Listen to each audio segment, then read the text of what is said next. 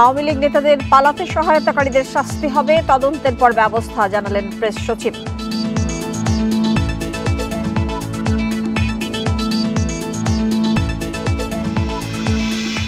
Operation devil হান্টে 7 জেলায় 118 জন আটক, অপরাধীরা বাইরে থাকা পর্যন্ত অভিযান চলবে, জানালেন উপদেষ্টা।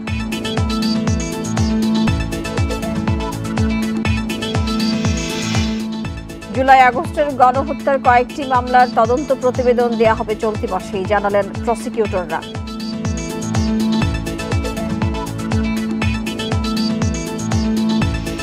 স্বাগত জানাচ্ছি সংবাদ সন্ধ্যায়, আপনাদের সাথে আছে আমি মাহমুদা মৌমিতা।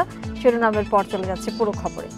যারা আওয়ামী লীগের নেতাদের পালাতে সাহায্য করেছেন তাদের বিষয়ে তদন্ত করে ব্যবস্থা নেওয়া হবে বলে জানিয়েছেন প্রধান উপদেষ্টার প্রেস সচিব শফিকুল আলম। বিকেলে রাজধানীর বেইলি রোডে ফরেন সার্ভিস একাডেমিতে প্রেস ব্রিফিংয়ে তিনি এই কথা জানান। তিনি বলেন, বেশিরভাগ নেতাই 5 ও 8 আগস্ট পালিয়েছেন, তখন সরকার ছিল না, পুলিশ অকার্যকর ছিল। প্রেস সচিব বলেন, দেশের অর্থনীতি ঘুরে দাঁড়িয়েছে, প্রায় সব সূচক ইতিবাচক ধারায় ফিরেছে। জানান, ব্যাংক ডাকাতের সাথে জড়িতদের আইনের আওতায় আনার নির্দেশ দিয়েছেন প্রধান উপদেষ্টা। আরও জানান, বাংলাদেশ থেকে পাচার হওয়া অর্থ কিভাবে ফেরানো যায় সে বিষয়ে যুক্তরাষ্ট্র এবং কানাডার সাথে যোগাযোগ করা হয়েছে।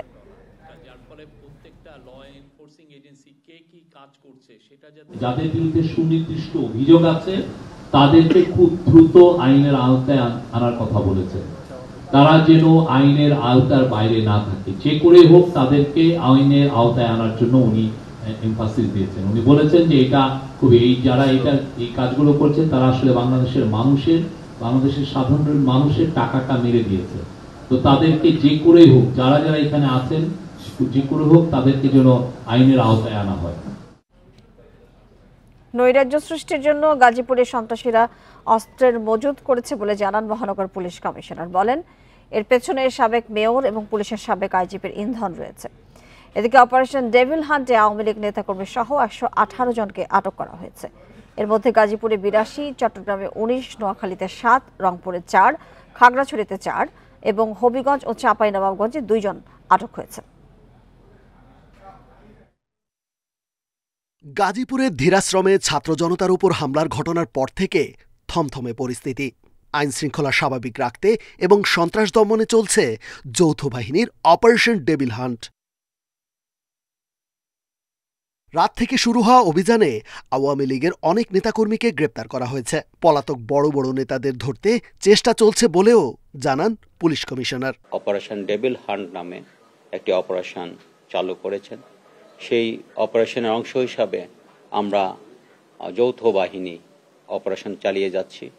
আমরা আশা করছি গাজীপুরে তারা প্রচুর পরিমাণে অস্ত্র ঢুকিয়েছে। তিনি বলেন, সামাজিক যোগাযোগ মাধ্যমে সক্রিয় থেকে দেশের সন্ত্রাসী কর্মকাণ্ডে নেতাকর্মীদের উস্কে দেওয়া হচ্ছে, মজুত করা হচ্ছে অস্ত্রের। গাজীপুরের সাবেক মেয়র এবং সাবেক আইজিপির বিরুদ্ধেও অভিযোগ তার। যারা যখন ডিক্লেয়ার দেয় জনগণকে ঘুমাতে দিবে না, জনগণকে প্রতিপক্ষ ভেবে জনগণকে শান্তি দিবে না, এই কথা বলে, তখন পুলিশের জন্য এটি একটি চ্যালেঞ্জের ব্যাপার হয়ে যায়। অশান্ত করতে চায় জনগণকে, অস্বস্তি করতে চায় জনগণকে, ঘুমাতে দিতে চায় না, তাদেরকে সমুচিত জবাব আমরা দিতে চাই।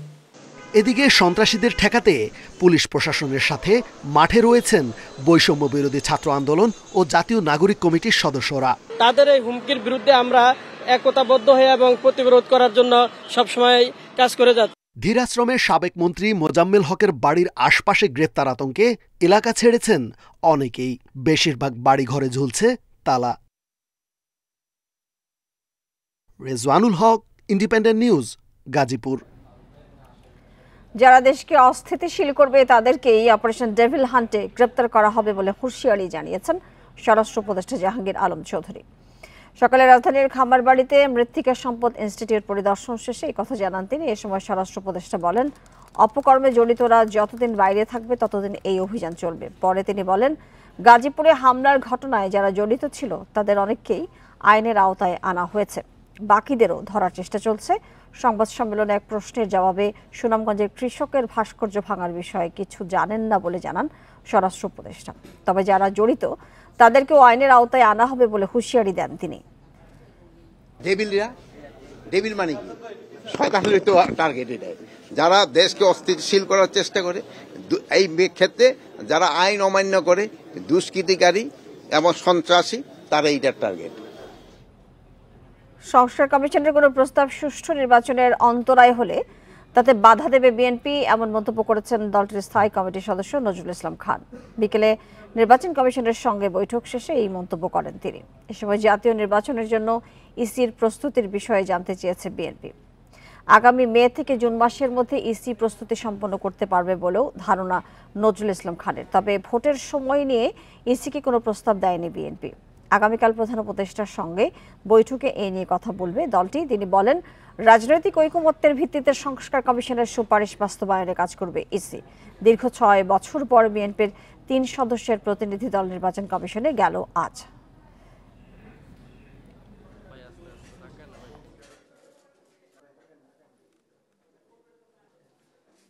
কোন সংস্কার কমিশনের কোনো প্রস্তাব সুষ্ঠু নির্বাচনের পথে অন্তরায়, ওটা তো নির্বাচন কমিশন কেন, আমরাও বাধা দেব। কিন্তু এই বিষয়টা তাদের সঙ্গে আলাপের কিছু নয়, এটা তো কোনো কোলাবোরেশনের ব্যাপার না। এটা তাদের মতামত তারা বলবে, আমাদের মতামত আমরা বলব। সরকার রাষ্ট্র পরিচালনায় কতটুকু যোগ্য তা 6 মাসে প্রমাণ হয়ে গেছে বলে মন্তব্য করেছেন বিএনপির স্থায়ী কমিটির সদস্য গয়েশ্বরচন্দ্র রায়। প্রয়োজনে আবার রাজপথে নামার কথাও জানান তিনি। সকালে জাতীয় প্রেস ক্লাবে প্রজন্ম একাডেমি এবং মুক্তিযুদ্ধের প্রজন্ম আয়োজিত আলোচনা সভায় গয়েশ্বরচন্দ্র রায় বলেন, বিচার না করতে পারলে ভোটের আয়োজন করা হবে না, এটি হতে পারে না। সংস্কারের কথা বলে সরকার কালক্ষেপণ করতে চাচ্ছে বলে অভিযোগ করেন তিনি। গণমাধ্যমের অবস্থার উন্নতি হয়নি উল্লেখ করে বলেন, সংবাদ প্রকাশ করলে প্রতিষ্ঠানে হামলা হবে, এটা চলতে পারে না। বিএনপি চেয়ারপারসনের উপদেষ্টা মোয়াজ্জেম হোসেন আলাল সরকারের সমালোচনা করে বলেন, দ্রব্যমূল্যের ঊর্ধ্বগতির দিকে সরকারের কোনো নজর নেই।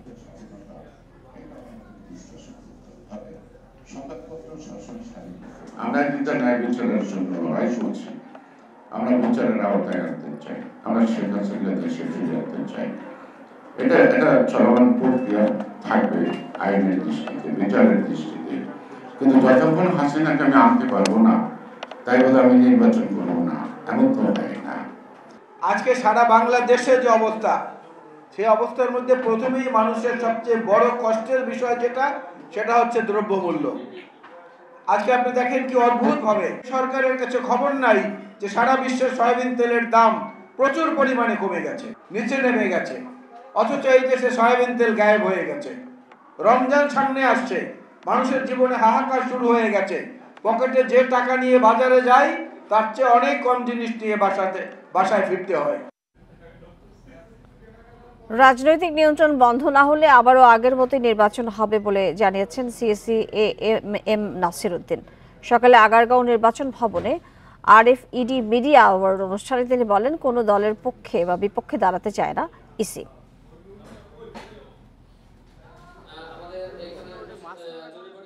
নির্বাচন কমিশন বিটের সাংবাদিক সংগঠন reporters forum for election and democracy এর বার্ষিক সভায় অংশ নেন প্রধান নির্বাচন কমিশনার। এ সময় তিনি করেন সাংবিধানিক প্রতিষ্ঠানের উপর রাজনৈতিক প্রভাবের সমালোচনা। তার কমিশন কোনো দলের পক্ষে বা বিপক্ষে দাঁড়াতে চায় না উল্লেখ করে সিইসি জানান, কমিশনের উপর রাজনৈতিক নিয়ন্ত্রণ বন্ধ করা না গেলে আবারও হবে সেই আগের মতোই নির্বাচন। রাজনীতিবিদদের influence on the election commission যদি বন্ধ করা না যায়, তাহলে দেখবেন যে আমি মনে করি যে আবার সেই পুরানো জিনিস রিপিট হবে।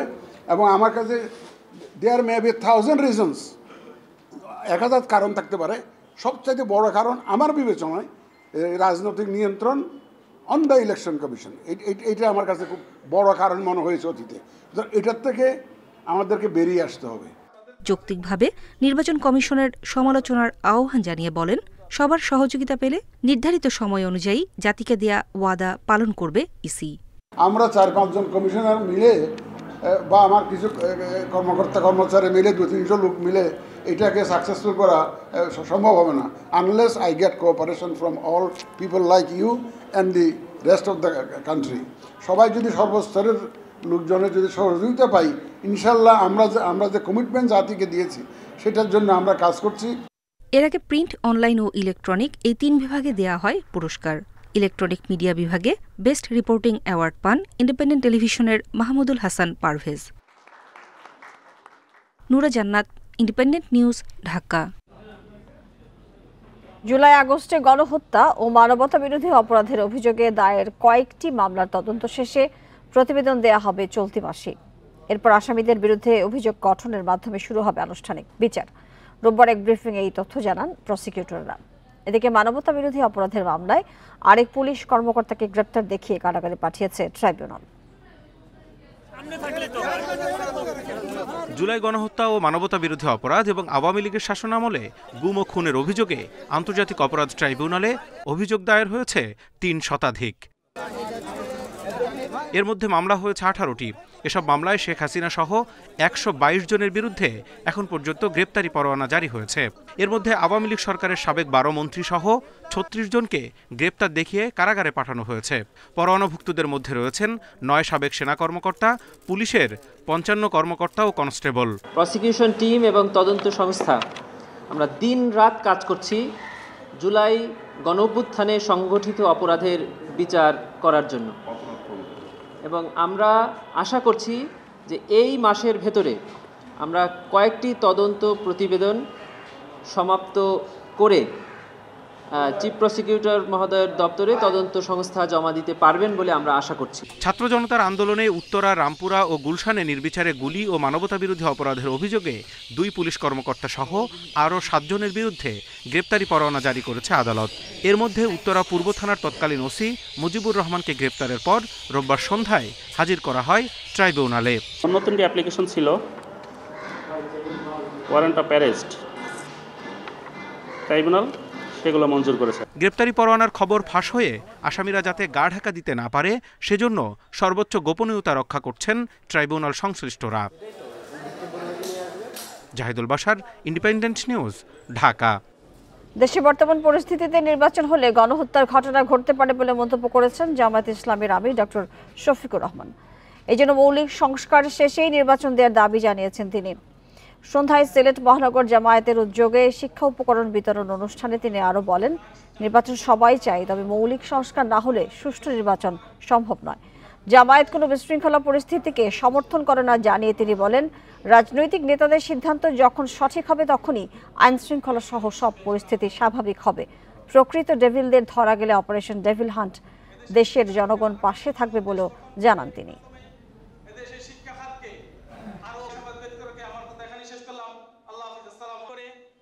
মৌলিক কিছু সংস্কার করতে হবে, না করলে সুষ্ঠু নির্বাচন করা সম্ভব না। এই অবস্থায় যদি একটা নির্বাচন দেওয়া হয়, এটা নির্বাচনের জেনোসাইড, নির্বাচন গণহত্যা হবে। আমরা এটা চাই না। আমরা চাই গণহত্যার পরে একটা সুষ্ঠু নির্বাচনের পরিবেশ সৃষ্টি করে তারপরে নির্বাচন দেওয়া। বৈষম্য বিরোধী আন্দোলনে ছাত্র শিবির নেতার শান্ত হত্যা মামলায় সাবেক সংসদ সদস্য আবু রেজা মোহাম্মদ নিজামুদ্দিন নদভিকে 2 দিনের রিমান্ড মঞ্জুর করেছে আদালত। সকালে চট্টগ্রামের মহানগর হাকিম আবু বকর সিদ্দিক এই নির্দেশ দেন। তার বিরুদ্ধে 5 থানায় দায়েরকৃত এই মামলায় 5 দিনের রিমান্ড আবেদন করে মামলার তদন্তকারী পুলিশ কর্মকর্তা। শুনানি শেষে 2 দিনের রিমান্ড মঞ্জুর করা হয়। গত 16 জুলাই চট্টগ্রাম নগরীর মুরাদপুর এলাকায় গুলিবিদ্ধ হন ইসলামী ছাত্র শিবিরের সাথী ফয়সাল আহমেদ শান্ত। পরে চট্টগ্রাম মেডিকেলে নেওয়া হলে চিকিৎসক তাকে মৃত ঘোষণা করেন। ওই ঘটনায় 5 থানায় হত্যা মামলা দায়ের করা হয়। 15 ডিসেম্বর সাতকানিয়া লোহাগাড়ার সাবেক এই সংসদ সদস্যকে রাজধানীর উত্তরা এলাকা থেকে আটক করে গোয়েন্দা পুলিশ।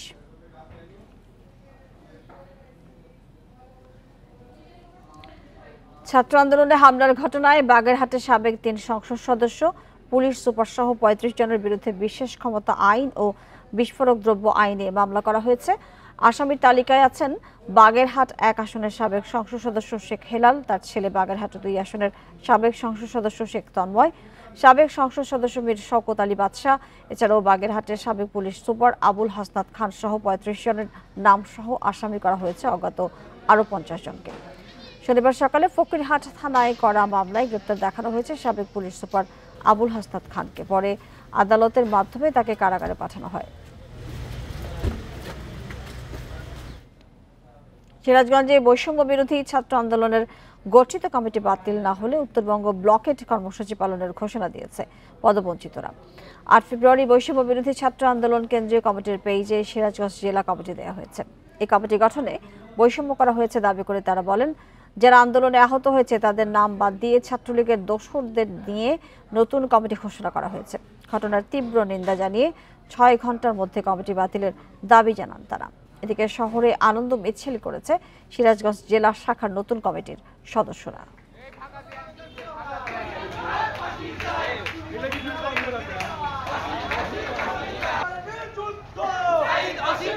নোয়াখালীর কবিরহাটে চোর সন্দেহে মানসিক প্রতিবন্ধী ব্যক্তিকে অমানসিক নির্যাতন করে হত্যার দায় স্বীকার করেছে 3 আসামি। তাদেরকে গ্রেপ্তারের পর আদালতে হাজির করে পুলিশ।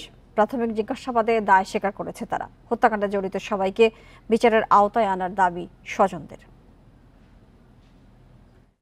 শুক্রবার রাতে নোয়াখালীর কবিরহাটের ছবির পাই গ্রামে মানসিক প্রতিবন্ধী জহিরুদ্দিন বেচুকে চোর সন্দেহে আটকের পর নির্যাতন চালায় স্থানীয় কয়েকজন। প্রায় 12 ঘণ্টার নির্যাতনে ঘটনাস্থলে মৃত্যু হয় বেচুর। গণপিটুনিতে মৃত্যুর খবর পেয়ে পুলিশ দ্রুত ঘটনাস্থল থেকে মরদেহ উদ্ধার করে হাসপাতালে পাঠায়। নিহত বেচুর স্বজনরা জানায়, ঘটনাস্থলের কাছেই বেচুর বোন ও খালার বাড়ি। সেখানে যাতায়াত ছিল বেচুর। সে চুরি করত না বলেও দাবি তাদের। খানসাব মিয়া, লিঠন, হাবিবুল্লাহ আরো এর সাথে আরো অনেক মানুষ জড়িত আছে।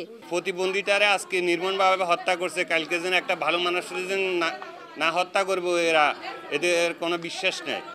2020 সাল থেকে বেচু প্রতিবন্ধী ভাতা পেতেন বলে জানান উপজেলা সমাজসেবা অফিসের কর্মকর্তা।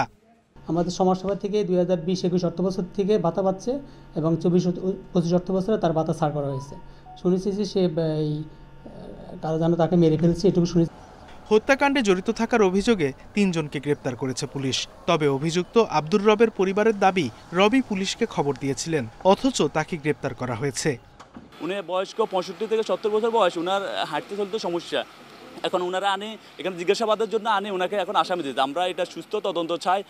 প্রাথমিক জিজ্ঞাসাবাদে গ্রেপ্তারকৃতরা হত্যার দায় স্বীকার করেছে জানিয়ে পুলিশ বলছে, বাকি আসামিদের গ্রেপ্তারে অভিযান চলছে। আমরা 3 জনকে আটক করি। আটক করার পর্যায়ক্রমে জিজ্ঞাসাবাদের ঘটনার সত্যতা পাওয়া গেছে, তারা ঘটনাতে সম্পৃক্ততা আছে।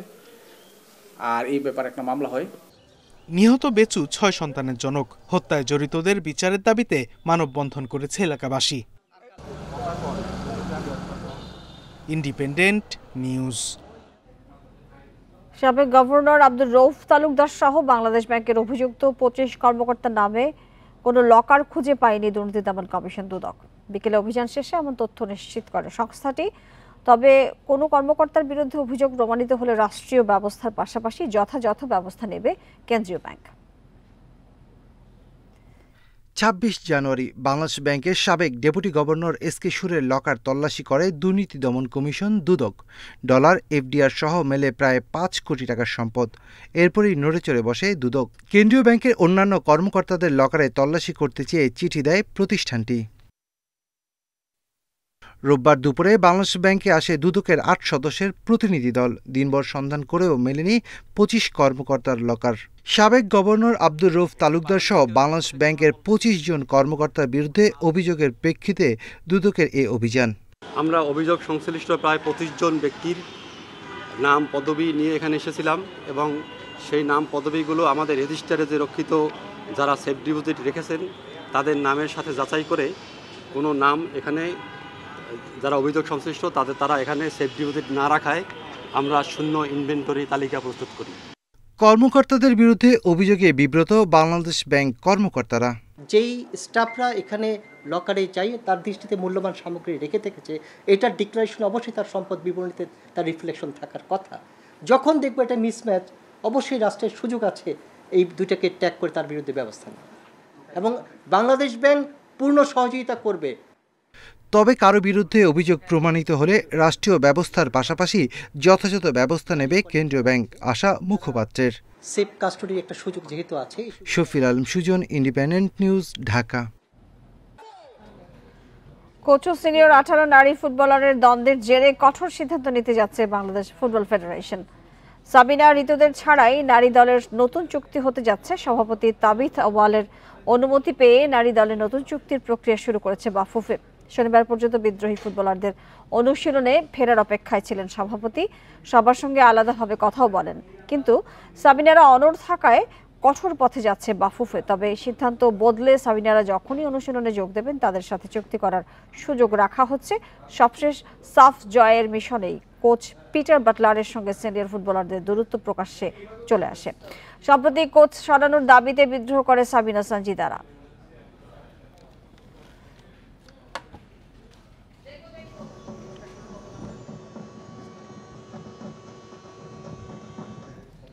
এ ছিল আজকের সংবাদ সন্ধ্যায়। আরো বিস্তারিত জানতে চোখ রাখুন ফেসবুক, ইউটিউব এবং এক্সে। ধন্যবাদ সবাইকে সাথে থাকার